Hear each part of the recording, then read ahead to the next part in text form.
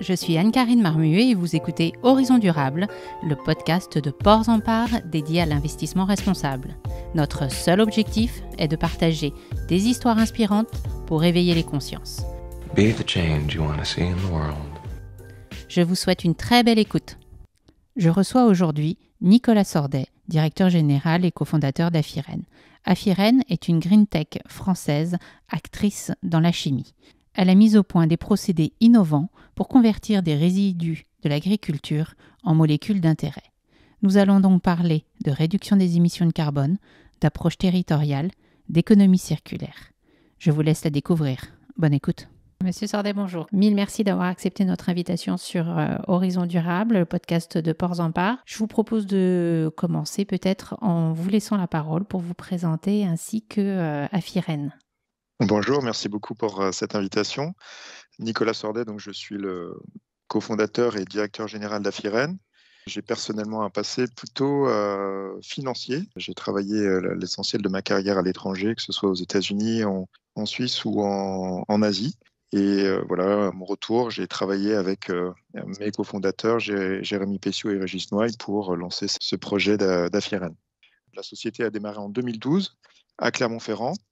Ça a été au départ un long travail de recherche et développement qui a abouti sur le dépôt d'un certain nombre de brevets à partir de 2014. La volonté initiale d'Afiren, c'était de travailler sur la fermentation de résidus de l'agriculture. C'était aussi pour produire de l'hydrogène, c'est-à-dire fermenter ces résidus pour arriver à faire de l'hydrogène. Et puis petit à petit, le projet a basculé vers la production d'acide organique. Ces molécules aujourd'hui sont produites quasiment exclusivement à base de pétrole et on va les produire de façon naturelle et biosourcée. Ces molécules que vous produisez à partir de résidus agricoles, ce sont des résidus qui étaient impropres à la consommation alimentaire. De quelle nature sont-ils ? Alors en fait, c'était un peu la philosophie de notre projet qui était de dire, pour cette fermentation, on a besoin de ce qu'on appelle la biomasse, c'est-à-dire de résidus souvent végétaux. Mais ces végétaux, on ne souhaitait pas qu'ils soient en concurrence avec la nourriture humaine. Et ça a été un point d'inflexion très fort sur notre stratégie de développement et de coût de production, parce que du coup, ça nécessite de partir sur un résidu ou sur un déchet en quelque sorte, pour finalement être utilisé ensuite dans notre process de production. Et donc, ça veut dire des coûts plus faibles, et ça veut dire une matière première parfois un petit peu moins riche. Mais l'idée n'était pas d'utiliser une récolte agricole, d'utiliser de l'eau, des engrais, de l'énergie pour produire notre matière première, mais vraiment d'utiliser un coproduit de l'agro-industrie. Alors aujourd'hui, notre première usine va être construite et est en phase finale de construction pour convertir une biomasse qui vient des résidus de la betterave à sucre, en France en tout cas, et donc d'utiliser cette matière première pour cette fermentation, pour faire nos molécules qui sont des ingrédients. La particularité, c'est qu'on utilise dans cette fermentation des micro-organismes qui ne sont pas génétiquement modifiés. Donc c'est une fermentation qui est très naturelle. On a utilisé des micro-organismes qu'on est allé au départ pêcher dans des lacs d'Auvergne. Mais en tout cas, c'est une fermentation naturelle qui permet d'avoir un recyclage de nos flux et notamment de nos résidus aqueux très simple, puisque ces molécules proviennent de la nature. Donc c'est une logique de biomimétisme. On laisse faire la nature pendant cette phase de fermentation. On va l'entraîner pour essayer de lui permettre d'avoir les meilleures performances en fermentation pour produire nos molécules. Et ensuite, on a développé une technologie qui nous permet d'aller récupérer ces molécules dans leur bain de fermentation et de les mettre au standard du marché. Quel est l'avantage de ce process de fermentation par rapport à un process plus classique ? C'était l'objectif initial, c'était de se dire comment est-ce qu'on peut apporter quelque chose qui a les mêmes performances que l'existant, mais qui est moins impactant au niveau de l'environnement. Et finalement, je trouve que c'est la beauté de notre projet, de notre parcours, c'est qu'en pensant ainsi, c'est-à-dire en essayant tout de suite d'inclure cet aspect environnemental dans notre projet, à la fois pour y donner du sens, mais aussi par conviction forte, c'est ça qui nous a permis de réduire nos coûts. Le fait de ne pas consommer d'eau dans notre procédé parce qu'on est capable de la recycler nous permet justement de ne pas avoir ni de coût de traitement de nos eaux, ni de coût d'intrants. Le fait de ne pas utiliser de micro-organismes génétiquement modifiés nous permet aussi de faire des économies en amont sur le process. Le fait d'utiliser un déchet nous permet d'avoir une matière première qui est aussi moins chère. Le fait d'avoir un process propre en lui-même nous permet d'avoir un recyclage justement à l'intérieur de notre procédé. Et en fin de process, on n'a pas de déchets, on a simplement un résidu qu'on valorise en tant qu'engrais. Ce côté environnemental nous permet finalement de diminuer les coûts et d'être compétitifs. Et donc ça, finalement, c'est la belle morale de notre histoire. Les molécules que vous produisez de façon biosourcée sont utilisées dans quel domaine par la suite? On va produire à l'issue de notre process de fermentation 7 molécules différentes qui sont des acides organiques, on les appelle aussi les acides carboxyliques, et qui sont en fait des ingrédients. Alors ces 7 molécules sont utilisées dans une multitude d'applications. Je vais vous en citer quelques-unes. Elles sont déjà utilisées en nourriture animale, en remplacement des antibiotiques. Nos acides organiques sont par définition acides et donc ont des capacités certes olfactives, mais aussi antimicrobiennes, et qui permettent de tuer les bactéries et donc d'améliorer le transit des animaux et la santé des animaux. Et donc ça, face à un durcissement de la réglementation au niveau de l'utilisation des antibiotiques dans la nourriture animale, finalement, c'est une opportunité pour nous d'avoir accès à ce marché puisqu'elles sont utilisées dans ce sens. Un autre grand marché qu'on cherche à viser, c'est la nourriture humaine, soit comme conservateur, là aussi du fait de l'effet microbien, soit en tant qu'arôme naturel finalement, qui vont être utilisés par nos clients dans leurs recettes d'ingrédients. Mais ces molécules sont aussi utilisées dans le monde des lubrifiants, de moteurs notamment, aéronautiques ou de réfrigération. Nos molécules sont utilisées en cosmétiques, soit comme conservateurs, soit comme parfum, et puis aussi comme solvant, par exemple dans les vernis à ongles. Et puis on les trouve aussi en pharmacie, on les trouve dans la chimie fine. Voilà, c'est une multitude d'applications en fonction des molécules qu'on va produire. Oui, vous n'avez pas un marché adressable, mais des marchés adressables. C'est très large. On a beaucoup de marchés adressables, effectivement. D'accord. Et donc, vous avez vocation à ouvrir d'autres implantations, j'imagine?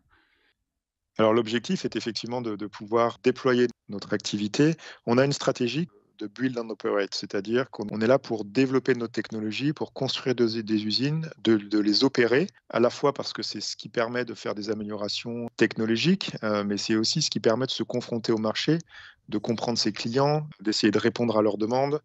Et donc, voilà, c'est un métier passionnant à la fois d'industrie, mais aussi tourné vers ses clients. Et ça ouvre des portes. Donc, l'objectif, c'est vraiment de déployer cette technologie à l'échelle internationale. Et donc, on travaille aujourd'hui sur des projets d'implantation aux États-Unis et en Asie pour répondre à une demande pour des produits plus naturels, biosourcés, avec un impact CO2 plus faible, et donc de se rapprocher de nos clients pour avoir un sourcing local, là aussi. On a la chance d'avoir une technologie de fermentation qui est assez ouverte et donc qui permet d'accepter un certain nombre de matières premières différentes. Et donc aujourd'hui, on travaille vraiment sur la diversification éventuelle du sourcing, à la fois pour réduire notre dépendance, mais aussi pour peut-être améliorer nos coûts ou alors s'adapter finalement à une biomasse, donc à une culture agricole qui soit différente de celle de l'Europe. Si on regarde l'hémisphère sud, il n'y a pas de betterave à sucre, mais c'est plutôt de la canne à sucre. Donc là, avoir cette technologie et cette flexibilité dans la fermentation nous permet de viser d'autres types de coproduits. Donc le choix n'est pas encore définitif et arrêté sur le choix de la matière première, mais il n'est pas certain que ce soit finalement le même setup que celui qu'on ait développé aujourd'hui en France. Est-ce que vous avez mis en place des indicateurs particuliers pour mesurer et suivre votre impact sur l'environnement? Alors ça, je dirais que c'est quelque chose qui déjà nous tient à cœur, mais qu'on envisage sur le moyen terme. Aujourd'hui, à court terme, notre usine ne tourne pas encore, et donc on a principalement travaillé sur l'analyse de cycle de vie de cette première unité de production. C'est ce qui nous permet aujourd'hui de revendiquer une diminution par 5 des émissions de CO2 par rapport à nos concurrents pétrosourcés, ce qui est quand même très loin d'être neutre.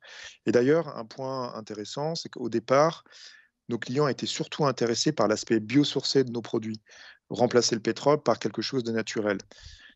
On se rend compte que certains clients, certaines activités, peu sensibles finalement à ce sujet de biosourcé parce qu'ils ne pouvaient pas nécessairement le valoriser, se rapprochent de nous parce qu'eux, ils ont vraiment des contraintes, ils ont pris des engagements en termes de CO2 et de diminution de leur impact. Et donc, ça montre finalement la complémentarité de cette approche. Donc, cette première phase, c'était vraiment mesurer notre analyse de cycle de vie. Et la deuxième phase, c'est de mettre en place finalement à terme des outils justement pour mesurer notre impact une fois qu'on sera en production en tant que société, son fonctionnement. Et c'est quelque chose qui demande une finesse dans la stratégie d'application et le fait qu'on ne soit pas encore, en opération, pour le moment, nous limite un petit peu dans cette analyse. En fait, aujourd'hui aussi, on travaille sur une notation, notamment via une notation Etifinance, de notre impact en tant que société, de notre impact et notre stratégie RSE, pour viser ensuite une certification, pour aller un petit peu plus loin et prendre des engagements un petit peu plus forts sur cette politique. D'ailleurs, Etifinance, on a fait une première notation en 2020 qu'on a très nettement améliorée en 2021. Donc voilà, on est dans cette logique-là avec une société qui grandit et qui va justement essayer d'avoir la meilleure stratégie possible pour minimiser cet impact. Donc ça passe aussi par ce genre de certification. Qu'est-ce qui vous a amené à sauter le pas de l'introduction en bourse ? On a toujours considéré la bourse comme une façon de se financer comme une autre. Mon passé financier m'avait donné un petit peu de compétences dans ce domaine-là. Donc j'ai vraiment considéré que c'était un outil de financement. On a finalement décidé de devenir une société listée parce qu'elle nous a permis d'avoir finalement une certaine légitimité vis-à-vis de nos clients, vis-à-vis de certains partenaires. Et on le voit aujourd'hui quand on travaille sur les usines suivantes. C'est très important pour un certain nombre de pays avec lesquels on souhaite travailler. Et puis ça nous a aussi permis d'avoir accès à une liquidité en termes de financement, à une source de financement très importante, surtout sur des fonds avec une forte thématique environnementale et ESG. Et ça, c'est aussi une des raisons pour laquelle on a fait ce choix-là, et je trouve que c'est vraiment pertinent dans notre logique de développement d'avoir des actionnaires qui sont en ligne avec notre stratégie, qui pourraient comprendre aussi nos choix, qui ne sont pas que des choix financiers, mais aussi des choix environnementaux.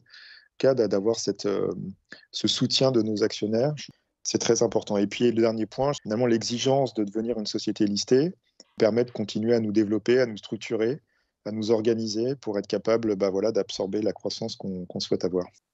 Y a-t-il des éléments supplémentaires que vous souhaitez rajouter ?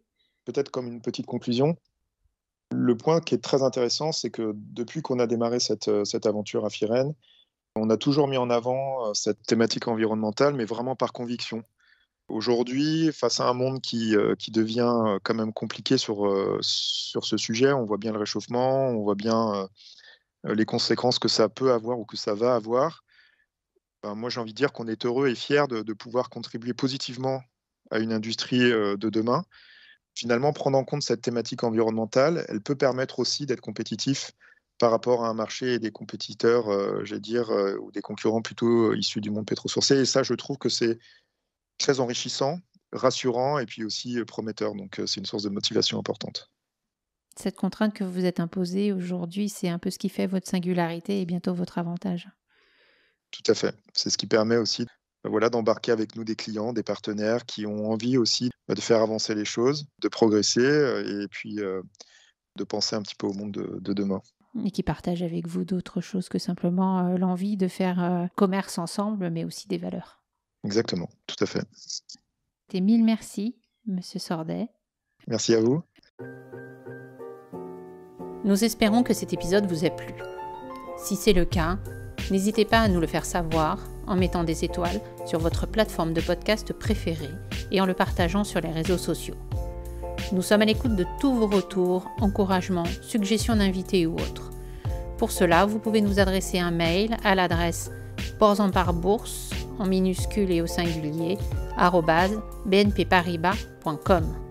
Vous avez aussi la possibilité de vous abonner à certaines de nos publications en nous adressant votre demande par mail à la même adresse. Merci pour votre soutien.